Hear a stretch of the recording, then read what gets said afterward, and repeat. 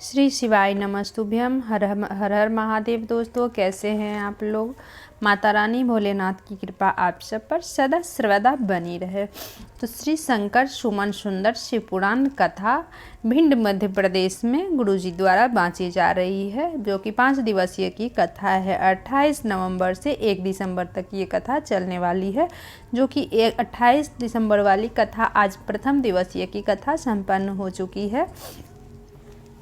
पत्र सहित बहुत 13 उपयोगी उपाय गुरुजी ने बताए हैं, जो अगर कोई कारणवश आप लोगों ने ये कथा नहीं सुनी है तो मैं इस छोटी सी वीडियो के माध्यम से कथा के बारे में पूरी जानकारी, संपूर्ण जानकारी आप लोगों को दूंगी।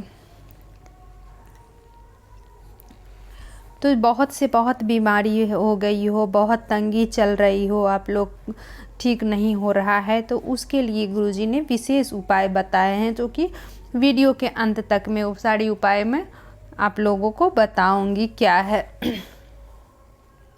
तो बढ़ते हैं अगली उपाय की तरफ। गुरुजी कहते हैं, भगवान के पास जब भी जाओ तो मुख में प्रसन्नता रहनी चाहिए। खुश होके जाओ। मंदिर जाओ तो दुखी कभी मत होके जाना, प्रसन्न होके जाना, तो प्रसन्न होके महादेव आपको लौटाएंगे। तो बढ़ते हैं अगले उपाय की तरफ। रोली तिवारी जी का पत्र आया। उन्होंने कहा, गुरुदेव, मेरी भाभी 2020 में अचानक बीमार हो गई। छाती में दर्द हुआ, डॉक्टर से दिखाई तो गांठ बताया डॉक्टर ने।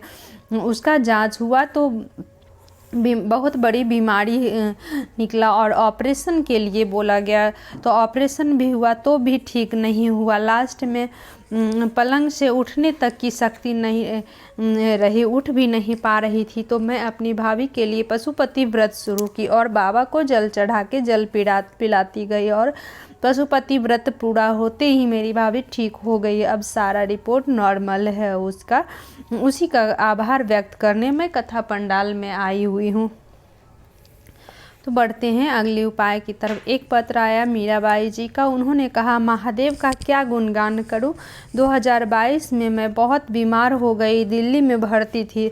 बहुत बीमारी हो गई, बहुत बड़ी बीमारी हो गई और वेंटिलेटर पे थी। किसी ने कहा, बाबा को जल चढ़ाओ और जल लगाओ। मैं वही की। आज मैं बाबा की कृपा से ठीक हो गई हूँ। तो बाबा क्या क्या मैं गुणगान कर सकती हूँ, उसी का आभार व्यक्त करने में कथा पंडाल में आई हूँ। एक और पत्र आया। उन्होंने कहा, मेरा बेटा 2020 में ब्रेन में हेमरेज हो गया। बाबा का जलाभिषेक किया, बाबा के भरोसे रहे, बाबा पे विश्वास किया। आज मेरा बेटा ठीक हो गया, वापस घर आ गया है ठीक होके। तो बढ़ते हैं अगले उपाय की तरफ। गुरुजी कहते हैं कि जो संत, साधु, गुरु, भगवान को की जो निंदा करता है वो कभी तरक्की नहीं करता है, वो ऊपर नहीं जाता है, वो नष्ट हो जाता है। इसीलिए कभी किसी की निंदा नहीं करनी चाहिए, किसी साधु संत की, भगवान की, किसी की भी निंदा नहीं करनी चाहिए।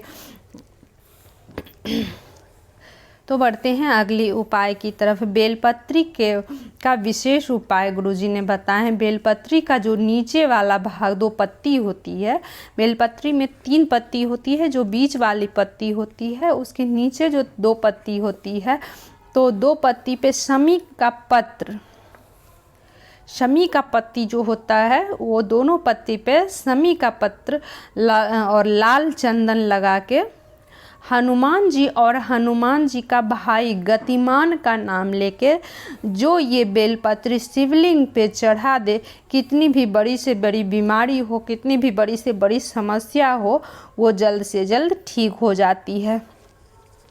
अगर आप लोगों ने ये उपाय नहीं समझे हो तो मैं फिर से बताती हूँ। बेलपत्री की जो नीचे वाली 2 पत्ती होती है, दोनों पत्ती के ऊपर शमी पत्र रख के और लाल चंदन लगा के भोलेनाथ के ऊपर समर्पित कर दें, भोलेनाथ पे चढ़ा दें, तो कितनी से भी बड़ी बीमारी हो, कोई भी बहुत बड़ी समस्या हो, कुछ भी हो, वो ठीक हो जाएगी। गतिमान और हनुमान जी का नाम लेके, हनुमान जी का भाई हैं गतिमान, तो दोनों का नाम लेके शिव जी पे समर्पित कर दें।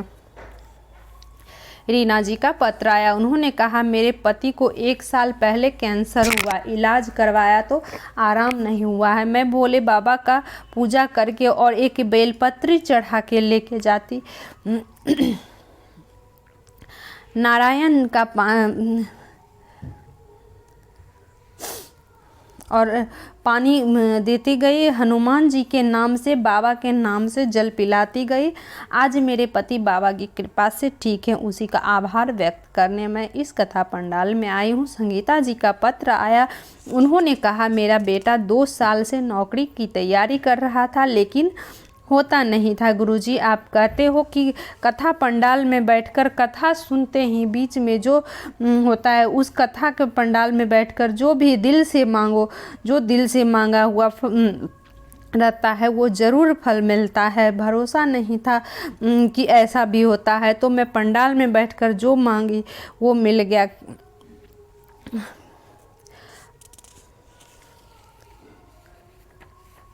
जो कहता है कि कथा सुनने मात्र से कुछ नहीं होता है, तो मैं कहती हूँ होता है, बिल्कुल होता है। कथा सुनने के बीच में जो बाबा से मांगे, आज मेरा बेटा नौकरी में, बेटा बोली बाबा जल चढ़ा। और मैं बेटा को भी बोली कि इतने दिन से तू कर रहा है, तेरी जॉब नहीं लग रही है, तो तू बाबा को 1 लोटा जल चढ़ा। और मेरा बेटा जल चढ़ाते गया और कथा पंडाल में मैं बेटे के लिए जॉब के लिए बाबा से मांगी तो वो मिल गया। और बेटा आज मेरा बेटा CISF में नौकरी लग गया है। तो बढ़ते हैं अगले उपाय की तरफ। गुरुजी कहते हैं 3 चीज़ें किसी को भी कभी भी नहीं देनी चाहिए या किसी और की नहीं लेनी चाहिए। किसी दूसरे की चीज़ें हो तो वो 3 चीज़ें नहीं लेनी चाहिए। तो जानते हैं कौन सी वो 3 चीज़ें हैं, क्योंकि इसमें काल होता है, वो बर्बाद हो जाता है। जो वो 3 चीज़ें किसी और का लेता है वो बर्बाद हो जाता है। तो पहला है छाता, दूसरा है चप्पल, तीसरा मांग का टीका। ये तीनों चीज़ें किसी और की नहीं लेनी चाहिए, चाहे वो सड़क पे पड़ी मिल जाए या कथा पंडाल में कहीं पे पड़ी हुई मिल जाए या मंदिर जाते हो तो कहीं भी किसी का चप्पल छूट गया, छाता छूट गया या मांग का टीका गिर गया, कुछ भी ऐसी चीज़ें अगर मिले तो किसी की नहीं लेनी चाहिए। तो बढ़ते हैं अगली उपाय की तरफ। एक पत्र आया डॉक्टर पवन मिश्रा जी का। उन्होंने कहा, मेरे पति कई वर्षों से नौकरी में लगे थे, नहीं मिल रही थी, तो मैंने बाबा को जल चढ़ाना शुरू किया। अशोक सुंदरी के जगह पर शमी पत्र चढ़ाई, पशुपति व्रत की। आज मेरे पति का टीचर में जॉब लग गया है, उसी का आभार व्यक्त करने में कथा पंडाल में आई हूँ। तो मेरी वीडियो आप लोगों को कैसे